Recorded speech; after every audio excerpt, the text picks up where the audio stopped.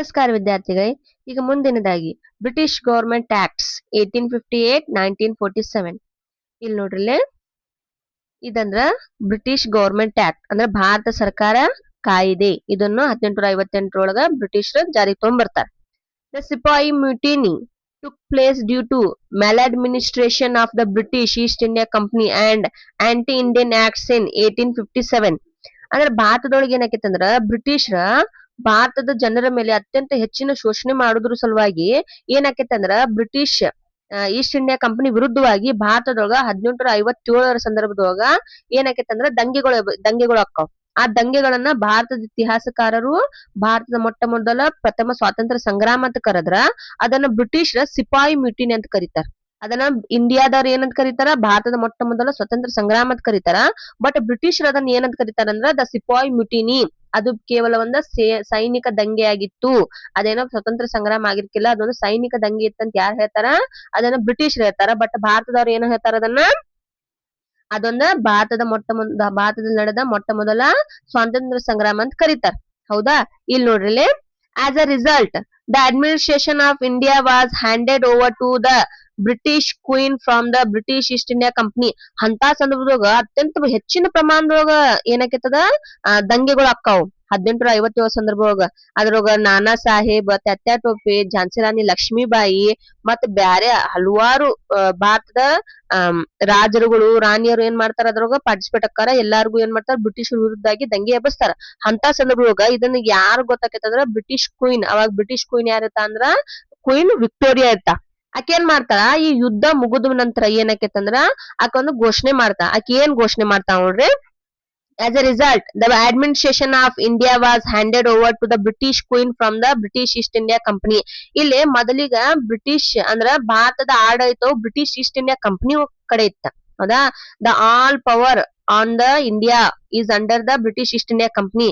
But Victoria ಏನ್ ಮಾಡ್ತಾ, queen Victoria ಘೋಷಣೆ ಮಾಡ್ತಾ. ಘೋಷಣೆ ಮಾಡೋದ್ರ ಮೂಲಕ ಏನಾಕೈತಂದ್ರ ಭಾರತದ ಸಂಪೂರ್ಣ ಆಡಳಿತದ ಅಧಿಕಾರವು ಯಾರಕ್ ಹಸ್ತಾಂತರ ಆಕೈತಂದ್ರ ಅಲ್ಲಿ ಬ್ರಿಟಿಷ್ ಸರ್ಕಾರಕ್ಕೆ ಹಸ್ತಾಂತರ ಆಕೈತಿ. ಇದನ್ನ ಘೋಷಣೆ ಮಾಡ್ದಕ್ಕೆ ಯಾರ, ಬ್ರಿಟಿಷ್ ಕ್ವೀನ್ ವಿಕ್ಟೋರಿಯಾ. ಇದ್ ನೆನಪಿಟ್ಕೋರ್ಯಾ, ಬ್ರಿಟಿಷ್ ಕ್ವೀನ್ ಯಾರ, ವಿಕ್ಟೋರಿಯಾ. ಕ್ವೀನ್ ವಿಕ್ಟೋರಿಯಾ ಏನ್ ಮಾಡ್ತಾ, ಘೋಷಣೆ ಮಾಡೋದ್ರ ಮೂಲಕ ಏನ್ ಬ್ರಿಟಿಷ್ ಈಸ್ಟ್ ಇಂಡಿಯಾ ಕಂಪನಿ ಭಾರತದ ಮೇಲೆ ಆಡಳಿತ ಮಾಡತ್ತಿತ್ತಲ್ಲ ಅದು ಯಾರ ಕೈಯಾಗ ಹೋಗ್ತಿದೆ, ಬ್ರಿಟಿಷ್ ಗವರ್ಮೆಂಟ್ ಕೈಯಾಗ ಹೋಗ್ತದೆ. ನಂತರ ನೋಡ್ರಿ, during this period India government acts of 1858, 1861, 1892, 1999, 1919 and 1935 were implemented. ಇದ ಸಂದರ್ಭದಾಗ ಏನ್ ಮಾಡ್ತಾರ, ಬ್ರಿಟಿಷ್ ಗವರ್ಮೆಂಟ್ ಏನ್ ಮಾಡ್ತೈತಂದ್ರ ಇವೆಲ್ಲಾ ಕಾಯ್ದೆಗಳನ್ನ ಜಾರಿಗೆ ತೊಗೊಂಬರ್ತೈತಿ. 1858, 1861, 1892, 1999, 1919, 1935 ಇಂಪ್ಲಿಮೆಂಟೆಡ್ ಅಂದ್ರೆ ಜಾರಿಗೆ ತರುವುದು.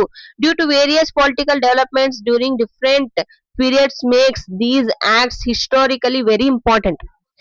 ಏನ ಇವು ಏನಕ್ಕ ಅಂದ್ರ ಮುಂದ ಭಾರತದಲ್ಲಿ ನಡೆಯುತ್ತಿರುವ ರಾಜಕೀಯ ಬೆಳವಣಿಗೆಯಲ್ಲಿ ಏನಕ್ಕ ಇವು ಅತಿ ಹೆಚ್ಚಿನ ಪ್ರಮಾಣದಾಗ ಪ್ರಭಾವ ಬೀಳ್ತಾವ. ಇವು ಎಲ್ಲಾ ಕಾಯ್ದೆಗಳು ಭಾರತದ ಸಂವಿಧಾನವನ್ನ ರಚನೆ ಮಾಡುದ್ರೊಳಗ ರಾಜಕೀಯ ವ್ಯವಸ್ಥೆ ಸುಧಾರಣೆ ಒಳಗ ಏನ್ ಮಾಡ್ತಾವ, ಎಲ್ಲಾ ಕಾಯ್ದೆಗಳು ಭಾರತದ ಮೇಲೆ ಹೆಚ್ಚಿನ ಪ್ರಭಾವ ಬೀಳ್ತಾವ. Next, Indian government act of 1858 ನೋಡ್ರಿ. ಇಂಡಿಯನ್ ಗವರ್ಮೆಂಟ್ ಆಕ್ಟ್ ಆಫ್ 1858 ನೋಡ್ರಿ. This act needs to be understood in the backdrop of civil and military unrest that took place in 1857. ಈಗಾಗಲೇ ಹೇಳಿದ್ನ 1857 ಒಳಗೆ ಏನಾಕೈತಂದ್ರ ಬ್ಯಾಕ್ ಡ್ರಾಪ್ ಅಂತ ಹೇಳ್ಯಾರ ಅವ್ರು. ಯಾಕಂದ್ರ ಆಟೋಮೆಟಿಕ್ಲಿ ಭಾರತದ ದಂಗೆ ಇರ್ತಾವ. ಏನ ಬ್ರಿಟಿಷ್ ಭಾರತದ ಜನರ ಮೇಲೆ ಮಾಡುತ್ತಿದ್ದ ಶೋಷಣೆ ವಿರುದ್ಧವಾಗಿ ಏನ್ ಮಾಡ್ತಾರ, ಎಲ್ಲಾ ರಾಜರು ಮತ್ತು ಕಿಂಗ್ಸ್ಗಳು, ರಾಜರು ಮತ್ತು ರಾಣಿಯರು ಏನ್ ಮಾಡ್ತಾರ, ಬ್ರಿಟಿಷ್ ವಿರುದ್ಧ ದಂಗೆಗಳು ಎಬ್ಬಿಸ್ತಾರ. ಬಟ್ ಇದು ಪೂರ್ತಿ ಇಂಡಿಯಾ ಒಳಗೆ ಇರುದಿಲ್ಲ. ಇದು ನಾರ್ತ್ ಇಂಡಿಯಾ ಸೈಡ್ ಅಟ್ಟ ಏನಾಗಿರ್ತದ ಅಷ್ಟ ವಿಸ್ತರಿರ್ತೈತಿ. ಅದ ಸೌತ್ ಇಂಡಿಯಾ ಕಡೆ ಏನ್ ಇರುದಿಲ್ಲ. ಇಲ್ಲಿ ನೋಡ್ರಿ ಏನಾಕೈತಂದ್ರ ಈ ಕಾಯ್ದೆಯನ್ನ 1857 ಸೈನಿಕ ಮತ್ತು ನಾಗರಿಕ ಕ್ರಾಂತಿಯ ಹಿನ್ನೆಲೆಯಲ್ಲಿ ನಾವು ಅರ್ಥೈಸ್ಕೊಳ್ಬೇಕಿಲ್ಲ. ಯಾವ ಕಾಯ್ದೆನ, 1858 ಕಾಯ್ದೆಯನ್ನ ಏನ್ ಮಾಡ್ತಾ, ಬ್ರಿಟಿಷ್ ಕ್ವೀನ್ ವಿಕ್ಟೋರಿಯಾ ಇದನ್ನು ಘೋಷಣೆ ಮಾಡ್ತಾ. ನೋಡ್ರಿ, India came under direct rule of British government. ಇದರ ಥ್ರೂ ಏನ್ ಮಾಡ್ತಾನ, ಬ್ರಿಟಿಷ್ ಗವರ್ಮೆಂಟ್ ಏನ್ ಮಾಡ್ತೈತಿ, ಪೂರ್ತಿಯಾಗಿ ಬ್ರಿಟಿಷರ ಅಂದ್ರ ಭಾರತದ ಮೇಲೆ ಆಡಳಿತವನ್ನ ತಗೋತದ. ಮತ್ತ ಇಲ್ಲೇನಾಕೈತಿ ನೋಡ್ರಿ, India came under the direct rule of British government. India ನೇರವಾಗಿ ಯಾರ ಆಡಳಿತಕ್ಕೆ ಒಳಪಡ್ತೀಗ, ಬ್ರಿಟಿಷ್ ಆಡಳಿತಕ್ಕೆ ಒಳಪಡ್ತ. The queen of England Victoria announce that all round development of India would be ensured by the British government on November 1, 1858. ಇಲ್ಲ British Queen Victoria ಏನಂತ ಘೋಷಣೆ ಮಾಡ್ತಾ ಅಂದ್ರ ಅಂದ್ರ ಬ್ರಿಟಿಷರ ಆಡಳಿತದ ಅವಧಿಯಲ್ಲಿ ಭಾರತದ ಎಲ್ಲಾ ಕ್ಷೇತ್ರಗಳನ್ನ ಅಭಿವೃದ್ಧಿ ಪಡಿಸಲಾಗುತ್ತದೆ ಅಂತ ಏನ್ ಮಾಡ್ತಾ ಘೋಷಣೆ ಮಾಡ್ತಾ ಯಾರ ಕ್ವೀನ್ ವಿಕ್ಟೋರಿಯಾ. ಇಲ್ಲೈತ್ ನೋಡ್ರಿ, ನೆನ್ಪಿಟ್ಕೊರಿದೆ. ಕ್ವೀನ್ ಆಫ್ ಇಂಗ್ಲೆಂಡ್ ವಿಕ್ಟೋರಿಯಾ ಏನ್ ಅನೌನ್ಸ್ ಮಾಡಿದ್ಲಕ್ಕಿ ನೋಡ್ರಿ, ಇನ್ಶೋರ್ ಅಂದ್ರ ಏನ್ ಮಾಡಿ ಭರವಸೆ ನೀಡಿದ್ಲಕ್ಕಿ. ಏನಂತ ಭರವಸೆ ನೀಡಿದ್ಲ, ಬ್ರಿಟಿಷ್ ಗವರ್ಮೆಂಟ್ ಏನ್ ಮಾಡ್ತೈತಿ, ಭಾರತದ ಎಲ್ಲಾ ಕ್ಷೇತ್ರಗಳ ಅಭಿವೃದ್ಧಿ ಸಲುವಾಗಿ ಏನ್ ಮಾಡ್ತೈತಿ, ಪ್ರಯತ್ನ ಪಡ್ತೈತಿ, ಏನ ಸುಧಾರಣೆಗಳ ತರ್ತೈತಿ ಅಂತ ಏನ್ ಮಾಡ್ತಾಳ, ಆಶ್ವಾಸನೆಯನ್ನ ಘೋಷಣೆಯನ್ನ ಮಾಡ್ತಾ ಯಾರ ಬ್ರಿಟಿಷ್ ಕ್ವೀನ್ ವಿಕ್ಟೋರಿಯಾ. ಯಾವಾಗಿದ ನವೆಂಬರ್ 1st 1858 ಒಳಗ ಘೋಷಣೆ ಮಾಡ್ತಾ. The following were the important features of this act. ಈ ಕೆಳಗಿನ ಸ್ವಲ್ಪ ಇವು ಕೆಳಗೆ ಏನ್ ಕೊಟ್ಟಾರಿಲ್ಲ ಅದರ ಲಕ್ಷಣಗಳನ್ನು ಕೊಟ್ಟಾರ. 1858ರ ಭಾರತ ಸರ್ಕಾರ ಕಾಯ್ದೆಯ ಕೆಲವು ಲಕ್ಷಣಗಳನ್ನ ಇಲ್ಲಿ ಕೊಟ್ಟಿದ್ದೈತಿ ನೋಡಿ. ಫೀಚರ್ಸ್ ಅಂದ್ರೆ ಲಕ್ಷಣಗಳನ್ನು ತಗೋರಿ, ಇಂಪಾರ್ಟೆಂಟ್ ಅಂದ್ರೆ ಮಹತ್ವ. First one, the license of the British East India Company was cancelled and India was brought under the direct administration of the Queen. ಇದ್ ನೆನ್ಪಿಟ್ಕೋರಿ, ಇದ ಕಂಪಲ್ಸರಿ 3 ಮಾರ್ಕ್ಸ್ ಫಿಕ್ಸ್ ಐತಿ ಕ್ವಶನ್. ಇದ ಪಾರ್ಟ್ 2 ಒಳಗೂ ಒಂದ್ ಲೆಸನ್ ಬರ್ತೈತಿ, ಅದ್ರೊಳಗೂ ಇದೈತಿ ಸೇಮ್ ಇದ ಕಾಯ್ದೆ ಐತಿ. ಇದ ಮತ್ ಇದನ್ನ 3 ಮಾರ್ಕ್ಸ್ ಕಂಪಲ್ಸರಿ ಕೇಳ್ತಾರ. ಇಲ್ಲಿ ನೋಡ್ರಿ ಬಾ ಇಂಪಾರ್ಟೆಂಟ್ ಐತಿ. ಫಸ್ಟ್ ಒನ್ ಏನೈತಿ, the licence of the British East India company was cancelled. ಇಲ್ಲಿ ಏನೈತಿ ಅಂದ್ರೆ ಬ್ರಿಟಿಷ್ ಈಸ್ಟ್ ಇಂಡಿಯಾ ಕಂಪನಿಗೆ 20 ವರ್ಷದ ಪರವಾನಗಿಯನ್ನ ಕೊಟ್ಟ ಬ್ರಿಟಿಷ್ ಕ್ವೀನ್ ಎಲಿಜಾಬೆತ್ ಅನ್ನ ಪರವಾನಗಿ ಕೊಟ್ಟಿರ್ತಾರಲ್ಲ, ಅದನ್ನ ಏನ್ ಮಾಡ್ತಾರ ಇಲ್ಲಿ, ಆ ಲೈಸೆನ್ಸ್ ಅನ್ನ ಕ್ಯಾನ್ಸಲ್ ಮಾಡ್ಬಿಡ್ತಾರ. The British East India Company licence ಅನ್ನ ಭಾರತದ ಮೇಲೆ ಟ್ರೇಡ್ ಮತ್ತ ಆಳ್ವಿಕೆ ಮಾಡುತ್ತಿರೋ ಲೈಸೆನ್ಸ್ ಅನ್ನ ಏನ್ ಮಾಡ್ಬಿಡ್ತಾ, ಕ್ಯಾನ್ಸಲ್ ಮಾಡ್ಬಿಡ್ತಾ ಯಾರ British Queen Victoria. India was brought under the direct administration of the queen. ಈಗ ಡೈರೆಕ್ಟ್ ಆಗಿ ಇಂಡಿಯಾದ ಮೇಲೆ ರೂಲ್ ಮಾಡೋರು ಯಾರಂದ್ರ ಬ್ರಿಟಿಷ್ ಕ್ವೀನ್ ವಿಕ್ಟೋರಿಯಾ. ಡೈರೆಕ್ಟ್ ಆಗಿ ಇಂಡಿಯಾದ ಮೇಲೆ ಆಕಿ ಆಳ್ವಿಕೆ ಮಾಡಬಹುದು. The post of governor general was changed into viceroy. ಇಲ್ಲಿ ಪೋಸ್ಟ್ ಆಫ್ ಗವರ್ನರ್ ಜನರಲ್ ಏನ ಚೇಂಜ್ ಆಗಿ ಏನಾತಿಲ್ಲ, ವೈಸ್ರಾಯ್ ಆಗಿ ಚೇಂಜ್ ಮಾಡಿದ್ರ. ಅಂದ್ರೆ ಪೋಸ್ಟ್ ಗವರ್ನರ್ ಜನರಲ್ ಇತ್ತ, ಅದನ್ನ ಚೇಂಜ್ ಮಾಡಿ ಏನಂತ ಮಾಡಿದ್ರ, ವೈಸ್ರಾಯ್ ಆಗಿ ಮಾಡಿದ್ರ. Lord canning became the first viceroy of India. ಭಾರತದ ಮೊಟ್ಟ ಮೊದಲ ವೈಸ್ರಾಯ್ಗೆ ಯಾರ ಆಳ್ವಿಕೆ ಬಂದ್ರ, ಲಾರ್ಡ್ ಕ್ಯಾನಿಂಗ್. ಯಾರ, ಲಾರ್ಡ್ ಕ್ಯಾನಿಂಗ್ ನೆನ್ಪಿಟ್ಕೋರಿ.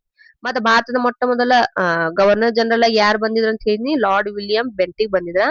ಮತ್ತೆ ಭಾರತದ ಮೊಟ್ಟ ಮೊದಲ ವೈಸ್ರಾಯ್ಗೆ ಯಾರು ಬಂದಾರ ಈಗ, Lord Canning. Third one, a new post called secretary of state for India. ಮತ್ ಭಾರತದಾಗ ಹೊಸ ಪೋಸ್ಟ್ ಅನ್ನ ಅವರು ಕ್ರಿಯೇಟ್ ಮಾಡಿದ್ರು. ಅದ ಯಾವ್ದಂದ್ರ ಸೆಕ್ರೆಟರಿ ಆಫ್ ಸ್ಟೇಟ್ ಫಾರ್ ಇಂಡಿಯಾ ಅಂತ ಏನ ಮತ್ತೊಂದ ಹೊಸ ಪೋಸ್ಟ್ ಅನ್ನ ತಗೊಂಡ್ಬರ್ತಾರ ಯಾರ, British. Was created in the British government. ಅದು ಎಲ್ಲಿ ಬ್ರಿಟಿಷ್ ಗವರ್ಮೆಂಟ್ ಒಳಗೆ ಇದನ್ನ ಸ್ಟಾರ್ಟ್ ಮಾಡ್ತಾರ. The secretary was part of British cabinet and was responsible for the administration of India. ಇಲ್ಲಿ ನೋಡ್ರಿ, ಇಲ್ಲಿ ಏನಾಗೈತೆ ಅಂದ್ರೆ ಬ್ರಿಟಿಷ್ ಮಂತ್ರಿ ಮಂಡಳದ ಸದಸ್ಯರಾಗಿದ್ದ ಇವರು ಭಾರತದ ಆಡಳಿತವನ್ನು ನೋಡಿಕೊಳ್ಳುವ ಜವಾಬ್ದಾರಿ ಹೊಂದಿದ್ದರು. ನೆಕ್ಸ್ಟ್ ನೋಡ್ರಿ, 4ನೇದ ಅಂದ್ರ secretary was part of British cabinet. ಇವ್ರ ಸೆಕ್ರೆಟರಿ ಎದರದ ಪಾರ್ಟ್ ಇದ್ರಂದ್ರ ಬ್ರಿಟಿಷ್ ಕ್ಯಾಬಿನೆಟ್ ಇತ್ತಲ್ಲ ಇಂಗ್ಲೆಂಡ್ ಒಳಗ, ಅದರ ಸದಸ್ಯರಾಗಿದ್ರು ಇವ್ರ. And was responsible for the administration of India. ಇವ್ರ secretary of state for India ಇದ್ರಲ್ಲ, ಅವರ ಭಾರತದ ಆಡಳಿತಕ್ಕ ಅವರ ಜವಾಬ್ದಾರಿ ಇದ್ರ. ಮುಖ್ಯಾಂಶ 4ನೇದ, a council of India was created in order to assist the secretary in the administration. The council had 15 members. ಇಲ್ಲಿ ಮತ್ತೊಂದು ಏನ್ ಮಾಡ್ತಾರೆ ಬ್ರಿಟಿಷ್ ಇವ್ರಗ secretary of state for India ಇವ್ರಗ ಹೆಲ್ಪ್ ಮಾಡೋ ಸಲುವಾಗಿ ಅವರ 15 ಸದಸ್ಯರನ್ನ ಒಳಗೊಂಡ ಭಾರತ ಮಂಡಳಿಯನ್ನ ಅಂದ್ರೆ ಕೌನ್ಸಿಲ್ ಆಫ್ ಇಂಡಿಯಾವನ್ನ ಅಸ್ತಿತ್ವಕ್ಕೆ ತಂದ್ರ. ಏನ್ ಮಾಡ್ತಾರೆ ಇಲ್ಲಿ, 15 ಮಂದಿ ಸದಸ್ಯರನ್ನ ಒಳಗೊಂಡ ಕೌನ್ಸಿಲ್ ಆಫ್ ಇಂಡಿಯಾವನ್ನ ಅಸ್ತಿತ್ವಕ್ಕೆ ತರ್ತಾರ. ಅದು ಯಾರ ಹೆಲ್ಪ್ ಸಲುವಾಗಿ, secretary of state for India. 1861ರ ಭಾರತೀಯ ಪರಿಷತ್ ಕಾಯ್ದೆ ನೋಡ್ರಿ. Next one, Indian council act of 1861. 1861ರ ಭಾರತೀಯ ಪರಿಷತ್ ಕಾಯ್ದೆ. Indian council act of 1861. This is an important act that came into effect after the 1857. ಈ ಕಾಯ್ದೆ ಭಾರತದೊಳಗ ಅತ್ಯಂತ ಇಂಪಾರ್ಟೆಂಟ್ ಕಾಯ್ದೆ ಇದೆ. ಇದು ಯಾವಾಗ ಅಸ್ತಿತ್ವಕ್ಕೆ ಬರ್ತೈತಂದ್ರ 1857ರ ನಂತರ ಇದೇನಕ್ಕೈತಿ, ಜಾರಿಗೆ ಬರ್ತೈತಿ. ಯಾವ್ದ, ಭಾರತೀಯ ಪರಿಷತ್ ಕಾಯ್ದೆ. ಇದನ್ನು ಬ್ರಿಟಿಷ್ ಸರ್ಕಾರ ಜಾರಿಗೆ ತಗೊಂಡ್ಬರ್ತೈತಿ.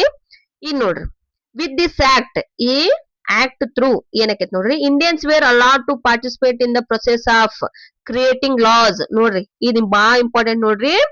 ಈ ಆಕ್ಟ್ ಏನ್ ಅವಕಾಶ ಕೊಡ್ತಂದ್ರ ಭಾರತೀಯರಿಗೆ ಶಾಸನ ರೂಪಿಸುವ ಪ್ರಕ್ರಿಯೆಯಲ್ಲಿ ಅವ್ರೇನ್ ಮಾಡ್ಬೋದು, ಭಾರತೀಯರು ಪಾಲ್ಗೊಳ್ಳಬಹುದು ಅಂತ ಏನ್ ಮಾಡ್ತಿದ್, ಅವಕಾಶನ ಕಲ್ಪಿಸ್ಕೊಡ್ತಿದ್. ಯಾವ್ದ, 1861 ಭಾರತೀಯ ಪರಿಷತ್ ಕಾಯ್ದೆ. ಇದ್ ನೆನ್ಪಿಟ್ಕೋರಿ compulsory. Indians were allowed to participate in the process of creating laws. ಕಾನೂನುಗಳನ್ನ ರಚನೆ ಮಾಡುವ ಪ್ರಕ್ರಿಯೆಯಲ್ಲಿ ಭಾರತೀಯರು ಸಹ ಪಾಲ್ಗೊಳ್ಳಬಹುದು ಎಂದು ಏನ ಅವಕಾಶ ಮಾಡಿಕೊಟ್ಟ ಕಾಯ್ದೆ ಯಾವ್ದಂದ್ರ 1861 ಭಾರತೀಯ ಪರಿಷತ್ ಕಾಯ್ದೆ. Next, in order to understand the aspirations of Indians, ಮತ್ ಮುಂದೆ ಏನಾಕೈತಂದ್ರ ಭಾರತೀಯರು ಬ್ರಿಟಿಷರ ಬಗೆಗೆ ತಿಳಿದಿರೋ ಅಭಿಪ್ರಾಯಗಳನ್ನ ತಿಳಿಯಲು ಭಾರತೀಯರಿಗೂ ಏನ್ ಮಾಡ್ತಾ ಪ್ರಾತಿನಿಧ್ಯವನ್ನ ನೀಡ್ಲಾಯ್ತಿಲ್ಲ. ಇಲ್ಲಿ ನೋಡ್ರಿ, in order to understand the aspiration of Indians representation was given to Indians. Representation ಅಂದ್ರೆ ಪ್ರಾತಿನಿಧ್ಯವನ್ನ ನೀಡಲಾಯಿತು. ಯಾರು ಕೊಟ್ರು? ಬ್ರಿಟಿಷರು ಕೊಟ್ರು. ಎದಕ್ಕದ ಅಂದ್ರೆ ಭಾರತೀಯರು ಬ್ರಿಟಿಷರ ಬಗೆಗೆ ಹೊಂದಿರುವ ಅಭಿಪ್ರಾಯವನ್ನ ತಿಳಿಯಲು ಭಾರತೀಯರಿಗೂ ಏನ್ ಮಾಡ್ತಾ ಪ್ರಾತಿನಿಧ್ಯವನ್ನ ನೀಡ್ಲಾಯ್ತಿಲ್ಲ. Next, this is called as policy of assertion. ಇದನ್ನ ಏನಂತ ಕರೀತಾರ ಅಂದ್ರ ಪಾಲಿಸಿ ಆಫ್ ಅಸರ್ಷನ್ ಅಂತ ಕರೆಯಲಾಯ್ತು. ಇದನ್ನ ಇಂಗ್ಲಿಷ್ ನಲ್ಲೂ ಪಾಲಿಸಿ ಆಫ್ ಅಸರ್ಷನ್ ಅಂತಾನ ಕರಿತೇವಿ, ಮತ್ತ ಕನ್ನಡ ಒಳಗೂ ಪಾಲಿಸಿ ಆಫ್ ಅಸರ್ಷನ್ ಅಂತಾನ ಕರಿತೇವೆ. ಇಲ್ಲಿ ನೋಡ್ರಿ, ಪಾಲಿಸಿ ಆಫ್ ಅಸರ್ಷನ್ ಅಂತ ಏನ್ ಅರ್ಥ ಮಾಡ್ಕೊರಿ. ಪಾಲಿಸಿ ಆಫ್ ಅಸರ್ಷನ್ ಅಂದ್ರ ಭಾರತೀಯರು ತಮ್ಮ ಹಕ್ಕು ಮತ್ತ ಅಭಿಪ್ರಾಯಗಳನ್ನ ಅಥವಾ ಅಧಿಕಾರವನ್ನ ಸಾರ್ವಜನಿಕವಾಗಿ ಬಲವಾಗಿ ವಿಶ್ವಾಸದಿಂದ ಘೋಷಿಸುವುದು. ಮತ್ತೇನಾರ ಬ್ರಿಟಿಷರ್ ಏನಾರ ತಪ್ಪು ನೀತಿಗಳನ್ನ ತರಾಕತ್ತಾರ, ಭಾರತೀಯರ ಹಕ್ಕುಗಳನ್ನು ಉಲ್ಲಂಘಿಸಾಕತ್ತಾರ ಅಂದ್ರ ಆಟೋಮೆಟಿಕ್ಲಿ ಭಾರತೀಯರು ಏನ್ ಮಾಡ್ಬೋದು? ಇದು ತಪ್ಪು, ಅದು ಸರಿ ಅಂತ ಏನ್ ಮಾಡ್ಬೋದು? ಅವ್ರ ತನ್ನ ಪ್ರಾತಿನಿಧ್ಯವನ್ನ, ತನ್ನ ಅಭಿಪ್ರಾಯವನ್ನ ಮುಕ್ತವಾಗಿ ಅವ್ರ ಮುಂದೆ ವ್ಯಕ್ತಪಡಿಸಬಹುದು. ಇದನ್ನ ಏನಂತಾರ? Policy of assertion. ಈತಿದ ಪಾಲಿಸಿ ಆಫ್ ಅಸರ್ಷನ್ ಅಂದ್ರ ಒಂದ್ ಸ್ಮಾಲ್ ವರ್ಡ್ ಅಂದ್ರ ಸಮರ್ಥನೀಯ. ನೆಕ್ಸ್ಟ್, ಇದ್ರ ಫ್ಯೂಚರ್ಸ್ ನೋಡ್ರಿ. Important futures of this act. ಈ ಆಕ್ಟ್ ಅದ ಇಂಪಾರ್ಟೆಂಟ್ ಫ್ಯೂಚರ್ಸ್ ಅಂದ್ರ ಲಕ್ಷಣಗಳು ಏನೇನದ ನೋಡ್ರಿ. Indians were nominated to the council of viceroy as non official members. ಇಲ್ಲೇನಾಕೈತಿ ಅಂದ್ರ ಭಾರತೀಯರಿಗೆ ಏನ್ ಅವಕಾಶ ಕೊಡ್ತಾರಂದ್ರ ಇವ್ರ ವೈಸ್ರಾಯ್ ಕೌನ್ಸಿಲ್ಗೆ ಭಾರತೀಯರನ್ನ ಅಧಿಕಾರೇತರ ಸದಸ್ಯರಾಗಿ ನಾಮಕರಣ ಮಾಡ್ಲಾಗ್ತೈತಿ. ಅಂದ್ರೆ ಪೂರ್ತಿಯಾಗಿ ಸದಸ್ಯರನ್ನಾಗಿ ನೇಮಕ ಮಾಡುದಿಲ್ಲ, ಅಧಿಕಾರೇತರ, ವಿದೌಟ್ ಅವ್ರಗ ಅಧಿಕಾರ ನೀಡಲಾರದೆ, ಏನು ಪವರ್ ಕೊಡ್ಲಾರ್ದ ಅವ್ರಿಗದ ವೈಸ್ರಾಯ್ ಕೌನ್ಸಿಲ್ಗ ಏನ ಮೆಂಬರ್ಶಿಪ್ ಪಟ್ಟ ಕೊಡ್ತಾರ. ಬಟ್ ಅವ್ರ ಅಧಿಕಾರ ಹೊಂದಿಲ್ಲ. Means Indians doesn't have any power, but they can get the membership of Indian councils. ಅಂದ್ರೆ ವೈಸ್ರಾಯ್ ಕೌನ್ಸಿಲ್ ಒಳಗವ್ರ ಒಂದ್ ಮೆಂಬರ್ಶಿಪ್ ಅನ್ನ ಪಡಿಬಹುದು, ಬಟ್ ಅವ್ರಿಗೆ ಅಧಿಕಾರ ಇಲ್ಲ. Next, second one, viceroy was authorised to proclaim ordinances in case of emergencies. ಇಲ್ಲ, ordinances ಅಂದ್ರೆ ಸುಗ್ರೀವಾಜ್ಞೆ, ನೆನ್ಪಿಟ್ಕೋರಿ. ಆರ್ಡಿನೆನ್ಸಸ್ ಅಂದ್ರ ಸುಗ್ರೀವಾಜ್ಞೆ. ಇಲ್ಲಿ ಅಥರೈಸ್ಡ್ ಅಂದ್ರ ಅಧಿಕಾರ, ಮತ್ತೆ ಎಮರ್ಜೆನ್ಸಿ ಅಂದ್ರ ತುರ್ತು ಪರಿಸ್ಥಿತಿ. ಇಲ್ಲಿ ಏನೈತ್ ನೋಡ್ರಿ, ವೈಸ್ರಾಯ್ ಏನ್ ಅಧಿಕಾರ ಕೊಡ್ತೈತಿ ಅಂದ್ರೆ ಇದ ಆಕ್ಟ್, ವೈಸ್ರಾಯರ್ ಭಾರತದೊಳಗೆ ಏನಾರ ತುರ್ತು ಪರಿಸ್ಥಿತಿ ಬಂತಪ್ಪ, ಏನಾರ ಬ್ಯಾಡ್ ಪರಿಸ್ಥಿತಿ ಬಂತಂದ್ರ ಆಟೋಮೆಟಿಕ್ಲಿ ಅವ್ರ ಏನ್ ಮಾಡ್ಬೋದ? ಸುಗ್ರೀವಾಜ್ಞೆನ ಭಾರತದೊಳಗ ಘೋಷಣೆ ಮಾಡ್ಬೋದು. ಹೌದಾ? ಅದ ಪವರ್ ಯಾರಿಗೈತಿ? ವೈಸ್ರಾಯ್ ಕಡೆ ಐತಿ. ಇಲ್ಲಿ ಸುಗ್ರೀವಾಜ್ಞೆ ಅಂದ್ರ ತಿಳ್ಕೊರಿ, ಇಲ್ಲಿ ಸುಗ್ರೀವಾಜ್ಞೆ ಅಂದ್ರ ಭಾರತದೊಳಗ ಅಟ್ ಪ್ರೆಸೆಂಟ್ ಎಕ್ಸಾಂಪಲ್ ಅಂತ ತಿಳ್ಕೊರಿ. ಇದನ್ನ ಸುಗ್ರೀವಾಜ್ಞೆಯನ್ನು ಹೊರಡಿಸುವ ಅಧಿಕಾರ ನಮ್ಮ ರಾಷ್ಟ್ರಪತಿಯವ್ರಿಗೆ ಐತಿ. ಸುಗ್ರೀವಾಜ್ಞೆ ಯಾವಾಗ ಹೊರಡಿಸ್ತಾರಂದ್ರ ಇದನ್ನ ಭಾರತದ ಮೇಲೆ ಏನಾರ ದಂಗೆಗಳು ಆಗುವ ಸಂಭವ ಐತಿ, ಏನಾರ ಭಾರತದ ಮೇಲೆ ಬೇರೆ ದೇಶ ಭಾರತದ ಮೇಲೆ ಅಟ್ಯಾಕ್ ಮಾಡುವ ಸಂದರ್ಭದ ಐತಿ, ಏನಾರ ಅಂತ ಸಂದರ್ಭದಾಗ ಏನ್ ಮಾಡ್ತಾರ? ಸುಗ್ರೀವಾಜ್ಞೆನ ಹೊರಡಿಸ್ತಾರ. ಸುಗ್ರೀವಾಜ್ಞೆ ಅಂದ್ರ ಪರಮ ಅಧಿಕಾರ ಅಂದ್ರ ಪೂರ್ತಿ ಭಾರತದ ಮೇಲೆ ಅಧಿಕಾರ ಯಾರ್ತೈತಿ ಅಂದ್ರ ರಾಷ್ಟ್ರಪತಿದ್ ಇರ್ತೈತಿ. ಅಂತ ಸಂದರ್ಭದಾಗ ಏನ್ ಮಾಡ್ತಾರ ಇವ್ರ? ಪೂರ್ತಿ ಇಂಡಿಯಾದ ಗವರ್ಮೆಂಟ್ ಇರ್ಲಿ, ಸ್ಕೂಲ್ ಎಜುಕೇಶನ್ ಎಲ್ಲಾ ಯಾರ್ ಕಂಟ್ರೋಲ್ ಬರ್ತೈತಿ ಅಂದ್ರ ಡೈರೆಕ್ಟ್ ಆಗಿ ಇದು ಪ್ರೆಸಿಡೆಂಟ್ ಅವರ ಅಧಿಕಾರ ಒಳಗ್ ಹೌದಾ? ಅಂತ ಸಂದರ್ಭದಾಗ ಏನ್ ಮಾಡ್ತಾರ? ಸುಗ್ರೀವಾಜ್ಞೆಯನ್ನ ಭಾರತದ ಮೇಲೆ ಒಳಗ ಏನಾರ ತುರ್ತು ಸಂದರ್ಭಗಳು, ಏನಾರ ಭಾರತದ ಮೇಲೆ ಬ್ಯಾರೆ ದೇಶದವ್ರು ಅಟ್ಯಾಕ್ ಮಾಡಿದಾಗ, ಇಲ್ಲ ಭಾರತದೊಳಗ ಪೂರ್ತಿ ಅತಿ ಹೆಚ್ಚಿನ ಪ್ರಮಾಣದಾಗ ಜಾತಿ ಭೇದ ಭಾವ ಧರ್ಮದ ಆಧಾರದ ಮೇಲೆ ದಂಗೆ ನಡೆಯಕತ್ತಾವ, ಅಂತ ಸಂದರ್ಭದಾಗ ಏನ ಪ್ರೆಸಿಡೆಂಟ್ ಏನ್ ಮಾಡ್ಬೋದು? ಸುಗ್ರೀವಾಜ್ಞೆಯನ್ನ ಹೊರಡಿಸ್ಬೋದು. ಹೌದಾ? ಇದನ್ನ ಸುಗ್ರೀವಾಜ್ಞೆಯನ್ನ ಹೊರಡಿಸುವ ಅಧಿಕಾರ ಪ್ರೆಸಿಡೆಂಟಿಗೆ ಇರ್ತೈತಿ. ನೆಕ್ಸ್ಟ್, ಈ ಸುಗ್ರೀವಾಜ್ಞೆ ಅಂದ್ರೆ ಗೊತ್ತಾತ? ಆರ್ಡಿನೆನ್ಸಸ್ ಮೀನ್ಸ್ ಸುಗ್ರೀವಾಜ್ಞೆ. ಸಿಂಪಲ್ ಆಗಿ ತಿಳ್ಕೋರಿ. ಸುಗ್ರೀವಾಜ್ಞೆ ಅಂದ್ರೆ ಏನ? ಒಂದ್ ಪರಮ ಆರ್ಡರ್ ಅದು. ಒಂದು ಆರ್ಡರ್ ಯಾರು ಕೊಡ್ತಾರ? ಅದನ್ನ ಆರ್ಡರ್ ಅನ್ನ ಯಾರು ಹೊರಡಿಸ್ತಾರಂದ್ರ ಪ್ರೆಸಿಡೆಂಟ್ ಹೊರಡಿಸ್ತಾರ. ಆ ಆರ್ಡರ್ ಟು ಏನಂದ್ರ ಪೂರ್ತಿ ಇಂಡಿಯಾದ ಕಂಟ್ರೋಲ್ ಆಟೋಮೆಟಿಕ್ಲಿ ಯಾರ್ ಅಂಡರ್ ಬರ್ತೈತಿ ಅಂದ್ರ ಪ್ರೆಸಿಡೆಂಟ್ ಅಂಡರ್ ಬರ್ತೈತಿ. ಪ್ರೆಸಿಡೆಂಟ್ ಏನ್ ಮಾಡ್ಬೋದವ ಅಂತ ಸಂದರ್ಭದಾಗ ಕಾಯ್ದೆ ಕಾನೂನು ಏನ್ ಮಾಡ್ಬೋದು ಎಲ್ಲಾ ಪೂರ್ತಿ ಅವ್ರ ಅಂಡರ್ ಬರ್ತೈತಿ. ಇದು ಸುಗ್ರೀವಾಜ್ಞೆಯನ್ನ ಎಂತ ಸಂದರ್ಭದಾಗ ಹೊರಡಿಸ್ತಾರಂದ್ರ ಭಾರತದ ಮೇಲೆ ಬೇರೆ ದೇಶ ಅಟ್ಯಾಕ್ ಮಾಡಿದಾಗ, ಮತ್ತೆ ಭಾರತದೊಳಗ ಧರ್ಮದ ಆಧಾರದ ಮೇಲೆ ದೊಡ್ಡ ಪ್ರಮಾಣದಾಗ ದಂಗೆಗಳು ಆದವು ಅಂದ್ರ ಅಂತ ಸಂದರ್ಭದಾಗ ಸುಗ್ರೀವಾಜ್ಞೆಯನ್ನ ಹೊರಡಿಸ್ತಾರ. ಇದ್ ನೆನ್ಪಿಟ್ಕೋತಿದನ. Next, Indian councils act of 1892. ಮತ್ ಯಾವ್ದು ಕಾಯ್ದೆ ಬಂತೀಗ? Indian council act of 1892. 1892 ಭಾರತೀಯ ಪರಿಷತ್ ಕಾಯ್ದೆ ಜಾರಿಗೆ ತೊಂಬಂತ. This act is the continuation of Indian council act of 1861. ಈ ಆಕ್ಟ್ ಏನಂದ್ರ 1861 ಭಾರತೀಯ ಪರಿಷತ್ ಕಾಯ್ದೆಯ ನಿರಂತರತೆ ಕಂಟಿನ್ಯೂಯೇಷನ್ ಇದು ಏನ್ ಮುರ್ದಿಲ್ಲ ಅದರದ ಮುಂದುವರಿಕೆ ಆಗಿದೆ ಇದು ಯಾವ್ದ 1892 ಇಂಡಿಯನ್ ಕೌನ್ಸಿಲ್ ಆಕ್ಟ್ 1861 ಕಾಯ್ದೆಯ ಏನಿದ ಮುಂದುವರಿಕೆ ಆಗಿದೆ. This act of 1892 further extended the participation of Indians in the legislative bodies.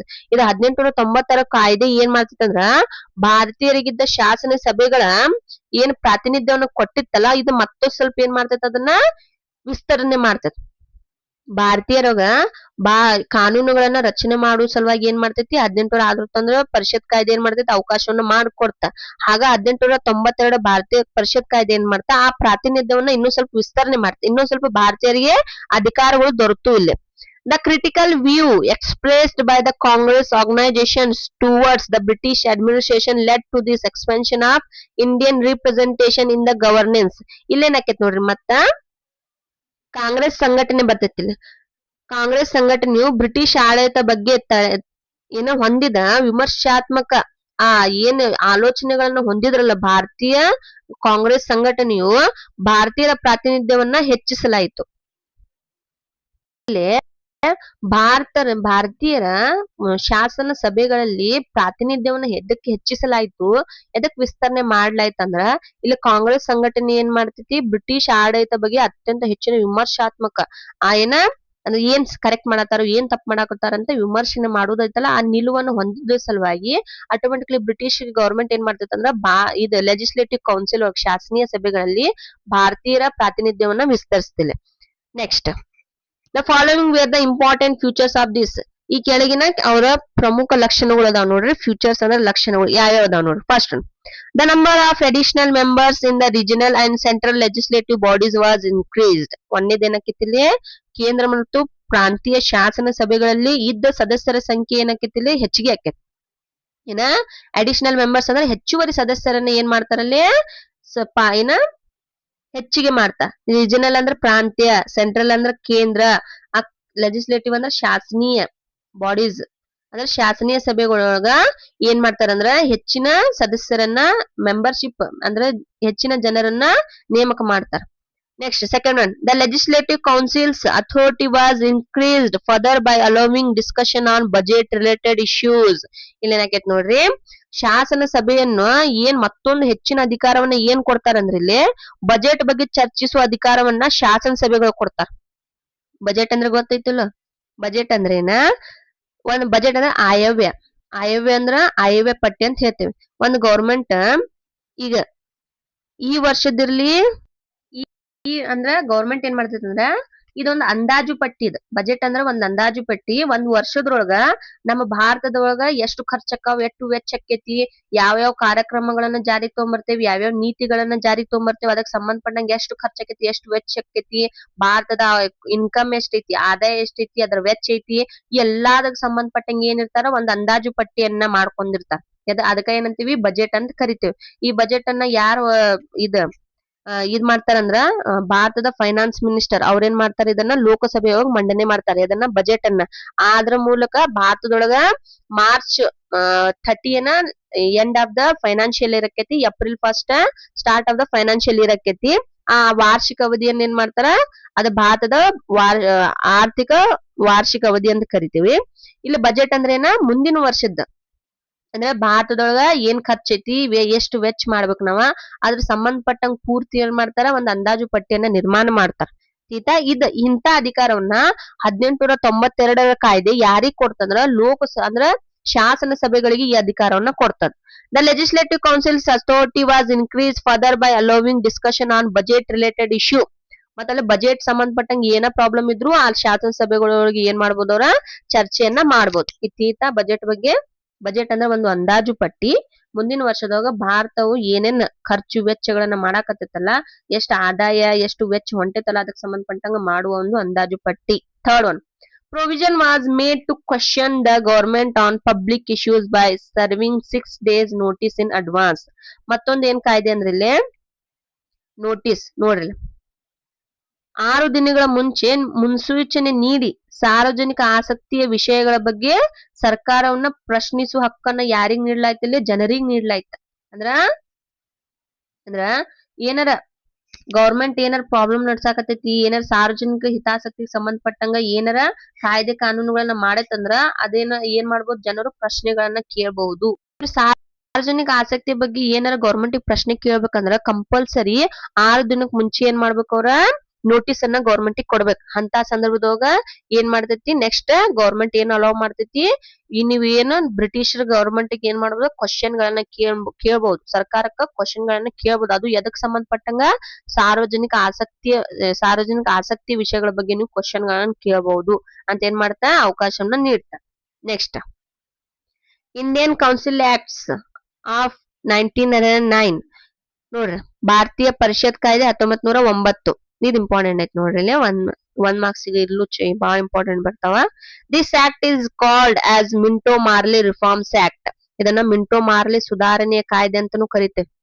ಇದು ನೆನ್ಪಿಟ್ಕೋರಿ, ಇದೇನ ಮಿಂಟೋ ಮಾರ್ಲೆ ರಿಫಾರ್ಮ್ಸ್ ಆಕ್ಟ್.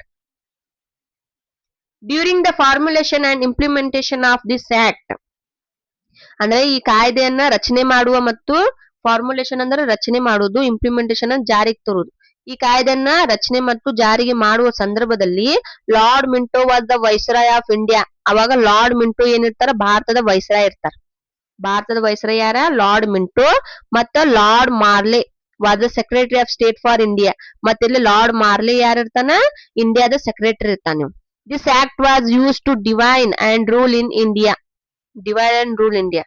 ಮತ್ತ ಈ ಕಾಯ್ದೆಯನ್ನ ಇಲ್ಲಿ ನೋಡ್ರಿ, ಈ ಕಾಯ್ದೆಯನ್ನ ಭಾರತದೊಳಗ ಏನಂತ ಕರೀತಾರ, ಈ ಕಾಯ್ದೆನ ಎದಕ್ ಬಳಸ್ಕೊತಾರಂದ್ರ ಭಾರತದಲ್ಲಿ ಒಡೆದು ಆಳುವ ನೀತಿಯನ್ನ ಬಳಸ್ಕೋಬೇಕಂತ ಏನ್ ಮಾಡ್ತಾರ, ಒಡೆದಾಳುವ ನೀತಿಯನ್ನ ಬಳಸ್ಕೊಂಡ ಭಾರತದ ಮೇಲೆ ಆಳ್ವಿಕೆ ಮಾಡಲು ಸಲುವಾಗಿ ಈ ಕಾಯ್ದೆಯನ್ನ ಬಳಸ್ಕೊತಾರ. ಯಾರ, ಬ್ರಿಟಿಷರ್. ನೋಡ್ರಿ ಇದರ ಇವು ಏನದಾವ್ ನೋಡ್ರಿ, features. The total number of central legislature members were increase to 16 from 16. ಇಲ್ಲಿ ತಪ್ಪು ಕೊಟ್ಟಾರ. ಇಲ್ಲಿ ಫಸ್ಟ್ 16 ಬರ್ಬೇಕ, ಆಮೇಲೆ 60 ಬರ್ಬೇಕ. ತಿಳ್ಕೊರಿ, ಇಲ್ಲಿ ಫಸ್ಟ್ 16, ಇಲ್ಲಿ ಫಸ್ಟ್ ಏನ್ ಬರ್ಬೇಕ, 16 ಬರ್ಬೇಕ. ಆಮೇಲೆ ಏನ್ ಬರ್ಬೇಕ, 60 ಬರ್ಬೇಕ. ಫಸ್ಟ್ 16, ಸೆಕೆಂಡ್ 60 ಬರ್ಬೇಕು. ಈತ ಇಲ್ಲಿ ನೋಡ್ರಿ, ಫಸ್ಟ್ ಏನೈತಿ ಇಲ್ಲಿ, ಕೇಂದ್ರ ಶಾಸನ ಸಭೆಯ ಸದಸ್ಯರ ಸಂಖ್ಯೆ ಎಷ್ಟ್ 16 ಇತ್ತ, ಅದನ್ನ ಏನ್ ಮಾಡಿದ್ರು 60ಕ್ಕ ಹೆಚ್ಚಿಸಲಾಯ್ತಿಲ್ಲ. ಕೇಂದ್ರ ಶಾಸನ ಸಭೆ ಸದಸ್ಯರ ಸಂಖ್ಯೆ 16 60 ಆಯ್ತಿಲ್ಲ. ಎಷ್ಟನೇ ಯಾವ್ದ್ರ ಕಾಯ್ದೆ, 1909 ಭಾರತೀಯ ಪರಿಷತ್ ಕಾಯ್ದೆ. Next second one, the number of council members were also increased in the provinces. ಮತ್ತೆ ಇಲ್ಲೇನಾಕೈತಂದ್ರೆ, ಇಲ್ಲಿ ಪ್ರೊವಿನ್ಸ್ ಅಂದ್ರ ಪ್ರಾಂತ್ಯಗಳಲ್ಲಿರೋ ಶಾಸನ ಸಭೆಗಳಲ್ಲಿಯೂ ಸಹ ಏನತ್ತ, ಸದಸ್ಯರ ಸಂಖ್ಯೆ ಏನೈತೆ, ಹೆಚ್ಚಿಗೆ ಆಯ್ತು. ತೀತದ ಪ್ರಾಂತ್ಯದಲ್ಲಿಯೂ ಏನತ್ತ, ಸದಸ್ಯರ ಸಂಖ್ಯೆ ಹೆಚ್ಚಿಗೆ ಆಯ್ತು. ಮೂರನೇದ, the members for the legislature was allowed through election for the first time. ಮತ್ ಈ ಕಾಯ್ದೆ ಏನ್ ಅವಕಾಶ ನೀಡ್ತಂದ್ರೆ, ಇಲ್ಲಿ ಮೊದಲ ಬಾರಿಗೆ ಚುನಾವಣೆಯ ಮೂಲಕ ಶಾಸನ ಸಭೆಗೆ ಆಯ್ಕೆಯಾಗುವ ಅವಕಾಶವನ್ನ ಭಾರತೀಯರಿಗೂ ನೀಡಲಾಯ್ತಿಲ್ಲ. ಅಂದ್ರೆ ಮೊಟ್ಟ ಮೊದಲ ಬಾರಿಗೆ ಚುನಾವಣೆಯನ್ನ ಭಾರತೀಯರು ಸಹ ಭಾಗವಹಿಸಿ ಅವರು ಇಲೆಕ್ಷನ್ ನಿಂತ ಏನ್ ಮಾಡ್ಬೋದ, ಶಾಸನ ಸಭೆಗಳಿಗೆ ನೇಮಕವಾಗುವ ಅವಕಾಶವನ್ನ ಇಲ್ಲಿ ನೀಡಲಾಯ್ತು. ಅದು ಯಾರಿಗ, ಭಾರತೀಯರಿಗೆ. ನೆಕ್ಸ್ಟ್ ಒನ್ ನೋಡ್ರಿ, fourth one, in order to provide separate representation for Muslim separate electoral college was created. ಬಹಳ important. In order to provide separate representation for Muslims, ಅಂದ್ರ ಮುಸ್ಲಿಂ ಭಾರತದೊಳಗೆ ಏನ್ ಮುಸ್ಲಿಂ ಅದಾರಲ್ಲ, ಅವ್ರು ಪ್ರತ್ಯೇಕವಾಗಿ ರಾಜಕೀಯ ಪ್ರಾತಿನಿಧ್ಯವನ್ನ ನೀಡಬೇಕಂತ ಏನ್ ಮಾಡಕತ್ರ ಬ್ರಿಟಿಷರ separate electoral college was created. ಮುಸ್ಲಿಮರಿಗಾಗಿ ಅಟ್ಟ ಏನ್ ಮಾಡ್ತಾರ, ಪ್ರತ್ಯೇಕ ಚುನಾವಣಾ ಮತಗಟ್ಟೆ ವ್ಯವಸ್ಥೆಯನ್ನ ಜಾರಿಗೆ ತಗೊಂಡ್ಬರ್ತಾರ. ಇಲ್ಲಿ ಅಂದ್ರ ಅವ್ರಿಗೇನ ಇಲ್ಲಿ ಏನ್ ಮೀಸಲಾತಿ ನೀಡಲಾಯ್ತಿಲ್ಲ, ಯಾರಿಗ, ಮುಸ್ಲಿಮರಿಗೆ ಅಟ್ಟ ಮೀಸಲಾತಿ ನೀಡಲಾಯ್ತಿಲ್ಲ. ಮುಸ್ಲಿಮರಿಗೂ ಪ್ರತ್ಯೇಕವಾದ ರಾಜಕೀಯ ಪ್ರತಿನಿಧಿಯನ್ನ ನೀಡಲಾಯ್ತಲ್ಲಿ. ಅವರು ಈಗ ಎಕ್ಸಾಂಪಲ್, ಈಗ ನಾವು ಏನಾರ ಗೌರ್ಮೆಂಟ್ ಜಾಬ್ ಕರದ್ರ ಅಂತ ತಿಳ್ಕೋರಿ, ಕಂಪಲ್ಸರಿ ಏನ್ ಮಾಡಿರ್ತಾರ, ಈಗ OBC ದವ್ರಿಗೆ ಸ್ವಲ್ಪ ಮೀಸಲಾತಿ ಕೊಟ್ಟಿರ್ತಾರ, ಮತ್ತ SC ST ದವ್ರಿಗೂ ಏನ್ ಮಾಡಿರ್ತಾರ, ಮೀಸಲಾತಿಯನ್ನ ಕೊಟ್ಟಿರ್ತಾರ. 100 ಪೋಸ್ಟ್ ಅದಾವ ಅಂದ್ರ ಕಂಪಲ್ಸರಿ 10 ಪೋಸ್ಟ್ ಅದ್ರಾಗ OBC ದವ್ರಿಗೆ 10 ಪೋಸ್ಟ್ ಕಂಪಲ್ಸರಿ. ಅವ್ನು ಹೆಚ್ಚಿಗೆ ಮಾರ್ಕ್ಸ್ ತಗೊಳ್ಳಿ, ಕಡಿಮೆ ಮಾರ್ಕ್ಸ್ ತಗೊಳ್ಳಿ, ಕಂಪಲ್ಸರಿ 10 ಪೋಸ್ಟ್ ಅವಂಗ. ಮತ್ 5 ಪೋಸ್ಟ್ ಏನ್ ಮಾಡಿರ್ತಾರ, OBC ದವ್ರು ಕೊಟ್ಟಿರ್ತಾರ. ಅವ್ರು ಹೆಚ್ಚಿಗೆ ಮಾರ್ಕ್ಸ್ ತಗೊಳ್ಳಿ, ಕಡಿಮೆ ಮಾರ್ಕ್ಸ್ ತಗೊಳ್ಳಿ, ಕಂಪಲ್ಸರಿ 5 ಪೋಸ್ಟ್ ಇರ್ತಾವಲ್ಲ, ಅವ್ರಿಗೆ 5 ಮಂದಿಗೆ ತಗೊಂಡ ಬಿಡುದು. ಹಂಗ ಮೀಸಲಾತಿಯನ್ನು ಕೊಟ್ಟಿರ್ತಾರಲ್ಲ. ಈ ಕಾಯ್ದೆ ಯಾರಿಗ್ ಮೀಸಲಾತಿಯನ್ನು ಕೊಡ್ತಂದ್ರ, ಮುಸ್ಲಿಮರಿಗೆ ಕೊಟ್ರ. ಅದು ಎದ್ರೊಳಗ ಮೀಸಲಾತಿಯನ್ನು ಕೊಡ್ತಾ, ರಾಜಕೀಯದ್ರೊಳಗ ಮೀಸಲಾತಿಯನ್ನು ಕೊಡ್ತಾ. ಅದರ ಥ್ರೂ ಅವ್ರಿಗೇನ್ ಮಾಡ್ತಾ, ಮುಸ್ಲಿಮರಿಗಾಗಿ ಸಪರೇಟ್ ಇಲೆಕ್ಟ್ರಾಲ್ ಕಾಲೇಜ್ ಅನ್ನ ಕ್ರಿಯೇಟ್ ಮಾಡ್ತಿಲ್ಲ. ಪ್ರತ್ಯೇಕ ಚುನಾವಣಾ ಮತಗಟ್ಟೆಯನ್ನ ಅವ್ರ ಸಲುವಾಗಿ ಏನ್ ಮಾಡ್ದ, ಇದ ಭಾರತದಲ್ಲಿರೋ ಮುಸ್ಲಿಮರಿಗೆ ಸ್ಥಾಪನೆ ಮಾಡ್ಲೈತಿಲ್ಲ. ನೆಕ್ಸ್ಟ್ ಇನ್ನು ನಿಮ್ಗೆ ತಿಳಿದಿಲ್ಲ ಅಂದ್ರ ಸಿಂಪಲ್ ಆಗಿ ಹೇಳ್ತೀನಿ. ಪ್ರತ್ಯೇಕ ಚುನಾವಣೆ ಮತಗಟ್ಟೆ ಅಂದ್ರೆ ಏನಂತ ತಿಳ್ಕೊರಿ. ಇಲ್ಲಿ ಒಂದು ನಿರ್ದಿಷ್ಟ ಸಮುದಾಯಕ್ಕ ಯಾವ್ದೇ ಇರ್ಲಿ ಅದು ಸಮುದಾಯ, ಹಿಂದೂ ಇರ್ಲಿ, ಮುಸ್ಲಿಂ ಇರ್ಲಿ, SC ಇರ್ಲಿ, SC ST ಯಾವ್ದೋ ಸಮುದಾಯ ಇರ್ಲಿ, ಆ ಸಮುದಾಯಕ್ಕ ಚುನಾವಣೆಯಲ್ಲಿ ಪ್ರತ್ಯೇಕ ಸ್ಥಾನಗಳನ್ನ ಇಡುವುದು, ಪ್ರತ್ಯೇಕ ಅವ್ರಗ ಚುನಾವಣೆಯಲ್ಲಿ ಸ್ಥಾನಗಳನ್ನ ಇಡುವುದು ಮತ್ತು ಆ ಸ್ಥಾನಗಳಿಗೆ ಕೇವಲ ಆ ಸಮುದಾಯದ ಜನರನ್ನ ಮಾತ್ರ ಮತ ಚಲಾಯಿಸುವ ವ್ಯವಸ್ಥೆಯನ್ನ ನೀಡುವುದು. ಅಂದ್ರೆ ಆ ಸ್ಥಾನಗಳಿಗೆ ಕೇವಲ ಆ ಸಮುದಾಯದ ಮತದಾರರು ಮಾತ್ರ ಮತ ಚಲಾಯಿಸುವ ವ್ಯವಸ್ಥೆಯನ್ನ ನೀಡ್ಲಾಯ್ತಿಲ್ಲ. ಅಂದ್ರ ಆಗಲ್ ನಿಮ್ಗೆ ಹೇಳಿನ ಮೀಸಲಾತಿ ಇಟ್ಟಿದ್ರಂತ, ಇಲ್ಲಿ ಏನಂದ್ರ ಒಂದು ಪ್ರತ್ಯೇಕ ಸಮುದಾಯ, ಮುಸ್ಲಿಂ ಇರ್ಲಿ, SC ಇರ್ಲಿ, SC ಇರ್ಲಿ, ಅವ್ರಗ ಏನ್ ಮಾಡ್ತಾರ ಅಂದ್ರೆ ಚುನಾವಣೆಯಲ್ಲಿ ಅವ್ರಗ ಪ್ರತ್ಯೇಕ ಸ್ಥಾನಗಳನ್ನ ಇಡುದು. ಹೌದಾ, ಪ್ರತ್ಯೇಕ ಸ್ಥಾನಗಳನ್ನ ಅವ್ರಗ ಕಾಯ್ದಿರಿಸುದ. ಇಷ್ಟೇನ 5 ಪೋಸ್ಟ್ಗಳಿಗೆ ಯಾರಿಗೈತಿ, ಬರೇ ಮುಸ್ಲಿಮರಿಗೆ ಅಟ್ಟ, ಅಂದ್ರ SC ST ದವ್ರಿಗೆ ಅಷ್ಟೇ ಈ ಸ್ಥಾನಗಳನ್ನ ಕಾಯ್ದಿರಿಸಲಾಯ್ತಿ. ಆ ಕಾಯ್ದೆಗೆ ಆ ವ್ಯಕ್ತಿಯನ್ನ ಆಯ್ಕೆ ಮಾಡ್ಬೇಕಂದ್ರ ಆ ಸಮುದಾಯದ ಮತದಾರರು ಮಾತ್ರ ಅದಕ್ಕೆ ಮತ ಚಲಾಯಿಸುವ ಅಧಿಕಾರವನ್ನು ನೀಡುದು. 5 ಪೋಸ್ಟ್ ಅವ್ರಿಗೆ ಇಟ್ರಂತ ತಿಳ್ಕೋರಿ, ಆ 5 ಪೋಸ್ಟ್ಗೂ ಪೂರ್ತಿ ಇಂಡಿಯಾದವ್ರಿಗೆ ಅವ್ರು ಇಲೆಕ್ಟ್ ಮಾಡೋಂಗಿಲ್ಲ. ಆ 5 ಪೋಸ್ಟಿಗ ಅವ್ರ ಸಮುದಾಯದ ಜನರು ಏನ್ ಮತದಾರ ಇರ್ತಾರಲ್ಲ ಆ ಜನರೇ ಅವ್ರಿಗೆ ನೇಮಕ ಮಾಡುದು. ಇದಕ್ಕೇನಂತಾರ ಪ್ರತ್ಯೇಕ ಚುನಾವಣಾ ಮತಗಟ್ಟೆ ವ್ಯವಸ್ಥೆ ಅಂತ ಕರಿತೇವೆ. ಈ ಪ್ರತ್ಯೇಕ ಚುನಾವಣಾ ಮತಗಟ್ಟೆ ವ್ಯವಸ್ಥೆನ 1909 ಕಾಯ್ದೆ ಮುಸ್ಲಿಮರಿಗೆ ಕೊಡ್ಲಾಯ್ತದ. ಇದ್ ನೆನ್ಪಿಟ್ಕೊಳ್ಳಿ ಕಂಪಲ್ಸರಿ, ಇದು ಬಾಳ ಇಂಪಾರ್ಟೆಂಟ್. 1 ಮಾರ್ಕ್ಸ್ ಇಂಡೈರೆಕ್ಟ್ ಆಗಿ ಕೇಳ್ಬೋದಾ. ನೆಕ್ಸ್ಟ್ ನೋಡ್ರಿ, ಮತ್ತ government of India act of 1935 ನೋಡ್ರಿ 1935. ಈಗ ನೆಕ್ಸ್ಟ್ ಯಾವ್ದೈತಿ, ಈಗ ಇನ್ನೊಂದ್ ಐತನ, sorry, government of India act of 1919 ಅಂದ್ರ ಭಾರತ ಸರ್ಕಾರ ಕಾಯ್ದೆ 1919 ನೋಡ್ರಿ. Since Indians took active part in the first world war ನೋಡ್ರಿ.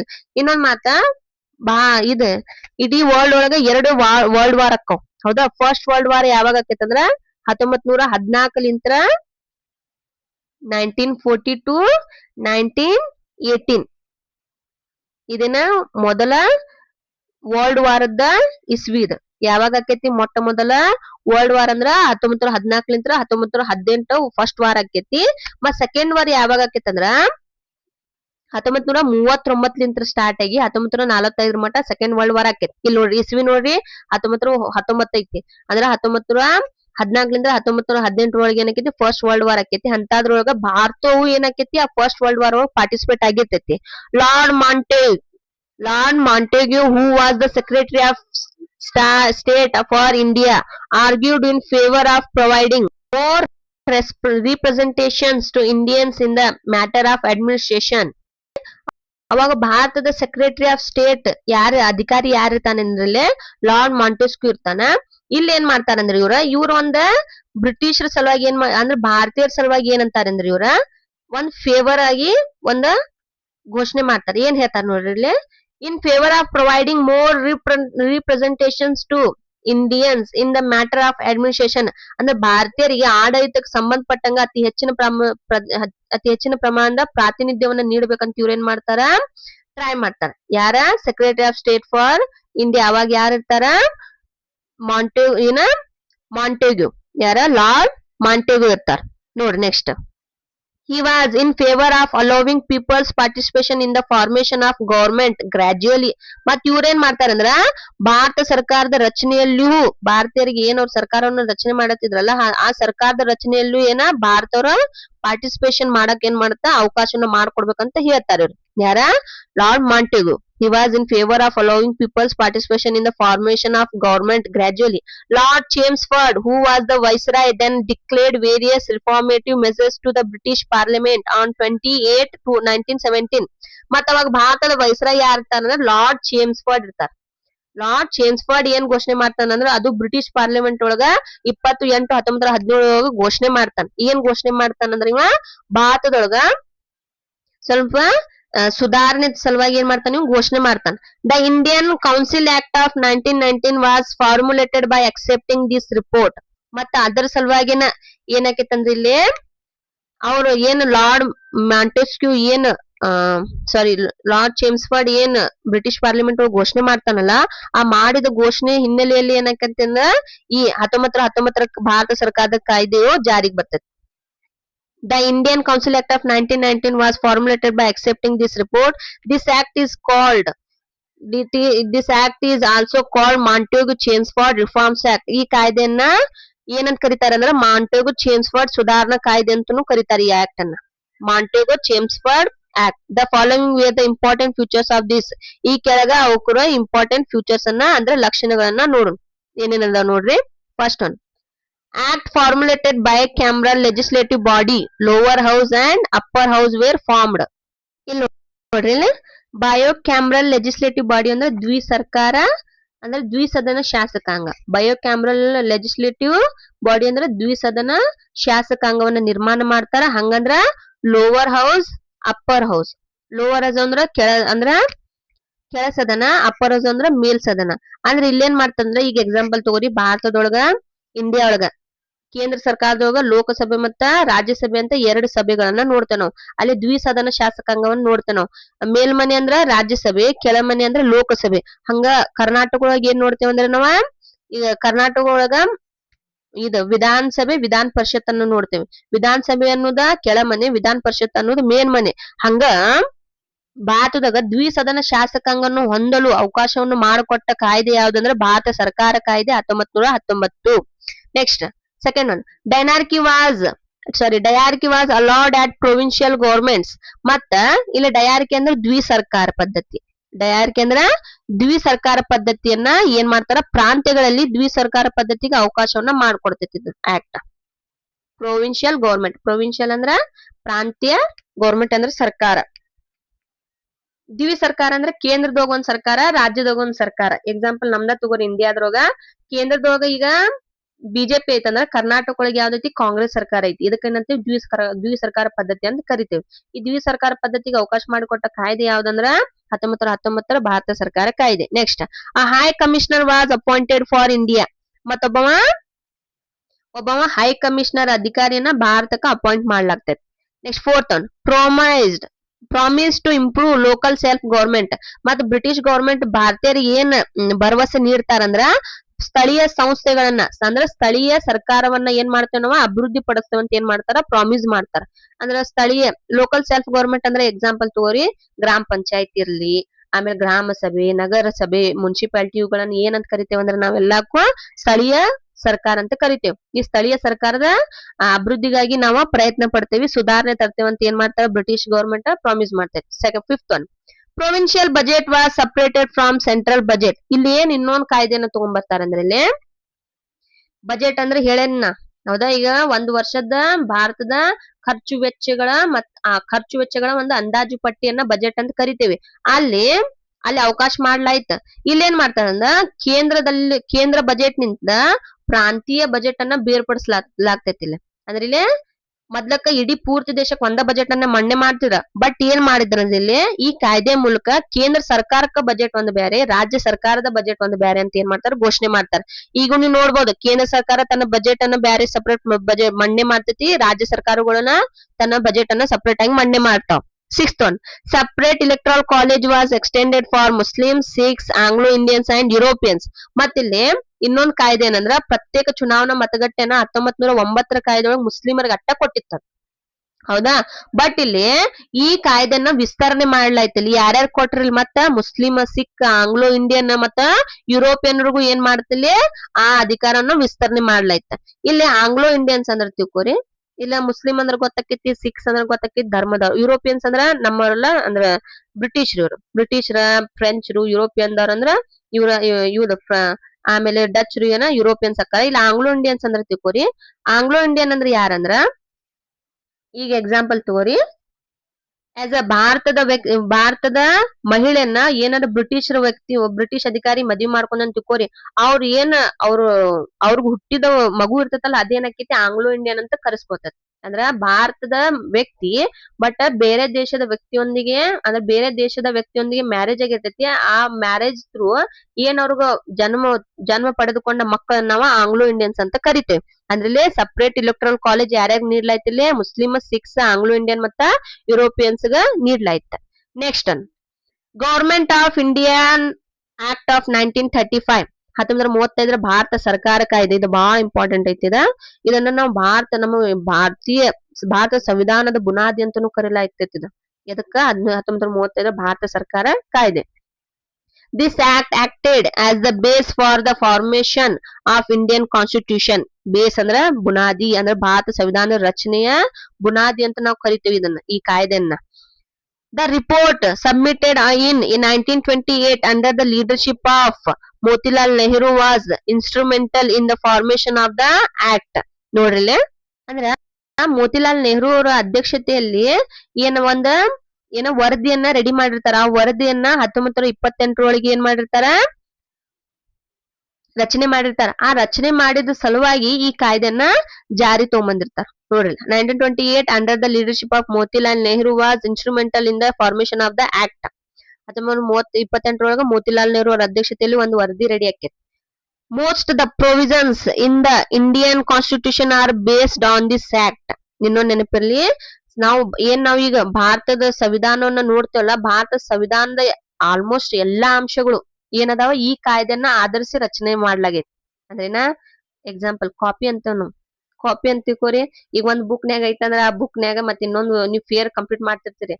ನಿಮ್ ಫ್ರೆಂಡ್ ನೋಡಿ ನೀವು ಪೂರ್ತಿ ಕಾಪಿ ಹೆಂಗೈತಿ ಡಿಟ್ಟೋ ಇಳಿಸ್ತಾರಲ್ಲ, ಹಂಗ ಅದನ್ನ ಅಂತೀರಿ, ನೀವು ಹೋಮ್ವರ್ಕ್ ಮಾಡ್ತೀರಿ. ಬಟ್ ಇಲ್ಲೇನೈತಂದ್ರ ಆ 1935 ಕಾಯ್ದೆ ಒಳಗೆ ಏನ್ ಇಂಪಾರ್ಟೆಂಟ್ ಐತಪ್ಪ, ಯಾವ ಕಾಯ್ದೆ ನಮ್ ಭಾರತಕ್ಕೆ ಚಲೋ ಆಕೇತಿ, ಅದ್ರ ಭಾರತದ ಸಂವಿಧಾನಕ್ಕೆ ಏನಾಕೇತಿ ಇಂಪಾರ್ಟೆಂಟ್ ಆಕೇತಿ, ನಮ್ ಭಾರತದ ಅಭಿವೃದ್ಧಿ ಸಲುವಾಗಿ ಬಾಳ ಇಂಪಾರ್ಟೆಂಟ್ ಅಂತಲ್ಲ ಅಂತ ಕಾಯ್ದೆಗಳನ್ನ ಅಷ್ಟ ಕೆಲವು ಕಾಯ್ದೆಗಳನ್ನ ಏನ್ ಮಾಡೈತಿ ನಮ್ ಭಾರತ ಸರ್ಕಾರದ ಕಾಯ್ದೆ ಒಳಗ ಅದನ್ನ ಸೇರ್ಸಲಾಗೈತಿ. ಈತದ ಅಂದ್ರೇನ ಸ್ವಲ್ಪ ಪ್ರಮುಖ ಕಾಯ್ದೆಗಳನ್ನು ಈ 1935 ಸರ್ಕಾರ ಕಾಯ್ದೆಗೆ ಸಂಬಂಧಪಟ್ಟಂಗೆ ಏನ್ ಮಾಡೈತಿ ಆಧರಿಸಲಾಗೈತಿ. This act allowed the formation of fully responsible government by Indians. ಮತ್ತೆ ಈ ಆಕ್ಟ್ ಏನ್ ಮಾಡ್ತೈತಂದ್ರ ಭಾರತಕ್ಕೆ ಸಂಪೂರ್ಣ ಜವಾಬ್ದಾರಿಯುತ ಸರ್ಕಾರ ರಚಿಸಲು ಅವಕಾಶ ಮಾಡ್ತದೆ. Next, this act was applicable both to the Indian principalities and also to the British India regions. ಮತ್ತೆ ಇದು ಭಾರತೀಯ ಪ್ರಾಂತ್ಯಗಳ ರಾಜ್ಯಗಳಿಗೂ ಮಾತ್ರ ಅನ್ವಯವಾತ. ಈ ಕಾಯ್ದೆ ಏನತ್ತ ಅನ್ವಯ ಆಗತ್ತ. ಮತ್ತ ದೇಶೀಯ ಸಂಸ್ಥಾನಗಳಿಗೂ ಏನಾಗ್ತಿದ ಅಪ್ಲಿಕೇಬಲ್ ಆಗ್ತಿದ. ಯಾವ ಕಾಯ್ದೆ? 1935 ಸರ್ಕಾರ ಕಾಯ್ದೆ. ಅಂದ್ರೇನ ಭಾರತೀಯ ಸಂಸ್ಥಾನಗಳು ಇಲ್ಲಿ ಇದ್ದಿದ್ದು ಮತ್ತ ಬ್ರಿಟಿಷ್ ಆಳ್ವಿಕೆಗೊಳಪಟ್ಟ ಪ್ರದೇಶಗಳಿಗೂ ಸಹ ಏನಾಗ್ತಿದ ಈ ಕಾಯ್ದೆ ಏನತ್ತ ಅಪ್ಲಿಕೇಬಲ್ ಆತ. ಆಯ್ತಾ? ನೆಕ್ಸ್ಟ್,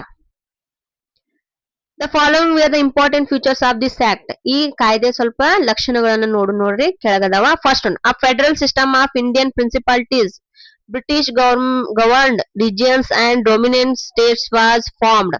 ಫಸ್ಟ್ ಒನ್ ಅಂದ್ರೆ ಏನ ಇಲ್ಲೇ ನೋಡ್ರಿ, ಒಂದ ಅಖಿಲ ಭಾರತ ಒಕ್ಕೂಟವನ್ನ ರಚಿಸಲಾಯ್ತಿಲ್ಲ. ಆ ಅಖಿಲ ಭಾರತ ಒಕ್ಕೂಟ ಇದ್ರೊಳಗ ಯಾರ್ಯಾರಿದ್ರ, ಬ್ರಿಟಿಷ್ ಪ್ರಾಂತ್ಯಗಳು ಇದ್ದು, ದೇಶೀಯ ಸಂಸ್ಥಾನಗಳು ಇದ್ದು, ಮತ್ತೆ ಭಾರತೀಯರ ಅಂಡರ್ ಇದ್ದದ ಏನ ಆಶ್ರಿತ ರಾಜರನ್ನು ಸಹ ಒಳಗೊಂಡಿತ್ತದ. ಇನ್ನ ಡೊಮಿನೆಂಟ್ ಸ್ಟೇಟ್ಸ್ ಅಂದ್ರ ಅಖಿಲ ಭಾರತ ಒಕ್ಕೂಟು. ನೋಡ್ರಿ, ಆ ಫೆಡರಲ್ ಸಿಸ್ಟಮ್ ಆಫ್ ಇಂಡಿಯನ್ ಪ್ರಿನ್ಸಿಪಾಲಿಟೀಸ್ ಅದ್ರೊಳಗ ಏನೇನ್ ಇದ್ರಂದ್ರ, ಇಂಡಿಯನ್ ಪ್ರಿನ್ಸಿಪಾಲಿಟೀಸ್ ಅಂದ್ರೆ ದೇಶೀಯ ಸಂಸ್ಥಾನಗಳು, ಬ್ರಿಟಿಷ್ ಗವರ್ನ್ಡ್ ರೀಜನ್ಸ್ ಅಂದ್ರ ಈಗ ಗವರ್ಮೆಂಟ್ ಅಂದ್ರ ಬ್ರಿಟಿಷರ ಅಧೀನಕ್ಕೊಳಪಟ್ಟ ಪ್ರದೇಶಗಳು, ಡೊಮಿನೆಂಟ್ ಸ್ಟೇಟ್ಸ್ ಅಂದ್ರ ರಾಜರ ಆಳ್ವಿಕೆಗೆ ಒಳಪಟ್ಟ ದೇಶಗಳು ಇದ್ದಲ್ಲ ಅವು ಎಲ್ಲಾ ಎದುರು ಬಂದು ಆ ಫೆಡರಲ್ ಸಿಸ್ಟಮ್ ಅಂದ್ರೇನ ಅಖಿಲ ಭಾರತ ಒಕ್ಕೂಟ ಒಳಗ ಬಂದು. Second one, Reserve Bank of India were established. ಭಾರತ ರಿಸರ್ವ್ ಬ್ಯಾಂಕ್ ಏನತ್ತ ಈ ಸಂದರ್ಭದೊಳಗ ಏನತ್ತ ರಚನೆ ಆಯ್ತು ಅಂದ್ರ ಆರಂಭವಾಯ್ತು. ಭಾರತೀಯ ರಿಸರ್ವ್ ಬ್ಯಾಂಕ್ ಅನ್ನ ಭಾರತೀಯ ರಾಷ್ಟ್ರೀಯ ಬ್ಯಾಂಕ್ ಅಂತಾನೂ ಕರೀತಾರ ಇಂಡಿಯಾದ, the national bank of India. Third one, dyarchy was established at the centre. ಮತ್ತಿಲ್ಲಿ ಇಲ್ಲಿ ಕೇಂದ್ರದೊಳಗು ಏನ್ ಮಾಡ್ತಾರಂದ್ರ ದ್ವಿ ಸರ್ಕಾರ ಪದ್ಧತಿಯನ್ನ ಜಾರಿ ತೊಗೊಂಬರ್ತಾರ. ಡಯಾರ್ಕಿ ಅಂದ್ರ ದ್ವಿ ಸರ್ಕಾರ ಹೇಳೇನ್ ನಾ ನಿಮ್ಗ. Next, fourth one, dyarchy was abolished at the provincial level and autonomy was granted. ಮತ್ತ ಪ್ರಾಂತ್ಯೊಳಗೆ ಏನು ದ್ವಿ ಸರ್ಕಾರ ಪದ್ಧತಿ ಇಲ್ಲ, ದ್ವಿ ಸರ್ಕಾರ ಪದ್ಧತಿಯನ್ನ ರದ್ದುಗೊಳಿಸ್ತಾರ. ಪ್ರಾಂತ್ಯಗಳಿಗೂ ಏನ್ ಅವಕಾಶವನ್ನ ನೀಡ್ತಾರ, ಸ್ವಾಯತ್ತತೆ ಅಂದ್ರೆ ಅವ್ರಿಗೂ ಸ್ವತಂತ್ರತೆಯನ್ನ ನೀಡ್ಲಾಗ್ತೈತಿ. ಅವ್ರು ಏನ್ ಮಾಡಬಹುದ, ತನ್ನದೇ ಆದ ಸರ್ಕಾರವನ್ನ ನಿರ್ಮಾಣ ಮಾಡಬಹುದು ಅಂತ ಅವಕಾಶವನ್ನ ನೀಡ್ತೈತಿ. Fifth one, the federal court was established. ಮತ್ತೆ ಭಾರತದಾಗ ಒಂದ ಫೆಡರಲ್ ಕೋರ್ಟ್ ಸ್ಥಾಪನೆ ಆಕೈತಿ. Next, one should understand the various political developments that resulted in the formation of various acts that aided the formation of Indian Constitution. ಇಲ್ಲಿ ಭಾರತದ ಸಂವಿಧಾನದ ಬೆಳವಣಿಗೆ ಚರಿತ್ರೆಯನ್ನು ಗುರುತಿಸುವಾಗ ವಿವಿಧ ಕಾಲಘಟ್ಟಗಳಲ್ಲಿ ಆದ ರಾಜಕೀಯ ಬೆಳವಣಿಗೆಗಳು ಕಾಯ್ದೆ ರೂಪದಲ್ಲಿ ಪ್ರಕಟವಾಗಿರುವುದನ್ನು ನಾವಿಲ್ಲಿ ನೋಡಬಹುದು. ಪಾಠದ ಮೂಲಕ ನಾವ್ ಏನ್ ಕಲಿಬಹುದಂದ್ರ ನಮ್ಮ ಭಾರತದ ಸಂವಿಧಾನ ರಚನೆಯ ಸಂದರ್ಭದಲ್ಲಿ ಏನೇನ್ ಐತಿಹಾಸಿಕ ಘಟನೆಗಳು ನಡೆದು ಮತ್ ಏನೇನ ಪ್ರಮುಖವಾದ ಕಾನೂನು ಕಾಯ್ದೆಗಳನ್ನ ಬ್ರಿಟಿಷರು ತಗೊಂಬಂದ್ರ ಅಂತ ಏನ್ ಮಾಡ್ಬೋದು ನಾವು ಐತಿಹಾಸಿಕವಾಗಿ ಇಲ್ಲಿ ತಿಳ್ಕೊಬಹುದು ನಾವು. Next, though these acts serve the purpose of British interest, they also include the aspiration of Indians for self-governance. ಮತ್ತ ಈ ಏನ್ ಕಾಯ್ದೆಗಳನ್ನ ತಗೊಂಬಂದಿದ್ರ ಬ್ರಿಟಿಷರ ತಮ್ಮ ಸ್ವಾಯತ್ತ ಅವ್ರ ಬ್ರಿಟಿಷರ ಸೆಲ್ಫಿಶ್ನೆಸ್ ಇತ್ತ, ಅವ್ರದ್ದು ಏನಿತ್ತ ಯಾವ ಉದ್ದೇಶ ಇತ್ತ, ತಂದು ಸ್ವಾರ್ಥ ಇತ್ತ. ಬಟ್ ಅವ್ರು ಏನ್ ಮಾಡಿದ್ರ ಅಂದ್ರ ಭಾರತೀಯರಿಗೂ ಏನ್ ಮಾಡಿದ್ರ, ಭಾರತೀಯರ ಆಕಾಂಕ್ಷೆಗಳನ್ನುವಾಗಿ ಭಾರತೀಯರಿಗೂ ಒಂದು ಸ್ವತಂತ್ರ ಸರ್ಕಾರವನ್ನ ರಚನೆ ಮಾಡುವ ಇದು ಏನ್ ಮಾಡ್ತಂದ ಆಕಾಂಕ್ಷೆಯನ್ನು ಪೂರ್ತಿ ಮಾಡಕ ಟ್ರೈ ಮಾಡ್ತ. These act should be understood as the result of struggle led by Indians for self rule. ಮತ್ತ ಈ ಸಂಘರ್ಷ ಏನ್ ಭಾರತದವ್ರು ಮಾಡಿದ್ರಲ್ಲ ಇದ್ರ ಮೂಲಕನೇ ಏನ್ ಸಿಕ್ತ ಭಾರತದವ್ರಿಗೂ ತನ್ನನ್ ತಾನ ಭಾರತದವರು ರೂಲ್ ಮಾಡ್ಕೊಂತ ಹಕ್ಕನ್ನು ಪಡ್ಕೊಂಡ್ರ. ಯಾರ? ಭಾರತೀಯರು. ಸ್ಟ್ರಗಲ್ ಅಂದ್ರ ಸಂಘರ್ಷ. ಹಂಗಂದ್ರ ಈ ಪಾಠ ತಿಳಿದದಂತ ತಿಳ್ಕೊತೇನಿ. ನಿಮ್ಗೆ ಏನಾರ ಡೌಟ್ಸ್ ಐತಿ ಅಂದ್ರ ನೀವು ಕಂಪಲ್ಸರಿ ನಂಗೆ ಕಮೆಂಟ್ ಮಾಡ್ಬೋದ. ನಿಮ್ಗೆ ಇನ್ನೊಂದ್ಸತ ನಿಮ್ಗೆ ತಿಳಿಸ್ಬೇಕಂದ್ರು ನಾ ತಿಳಿಸ್ತೇನೆ. ನಿಮ್ಗೆ ಏನಾರ ವಿಡಿಯೋ ಲೈಕ್ ಆಗೈತಂದ್ರ ನಿಮ್ಗೆ ತಿಳಿದತ್ತಂದ್ರ ಲೈಕ್ ಮಾಡ್ರಿ, ಸಬ್ಸ್ಕ್ರಿಪ್ಷನ್ ಕೊಡ್ರಿ. Okay, thank you.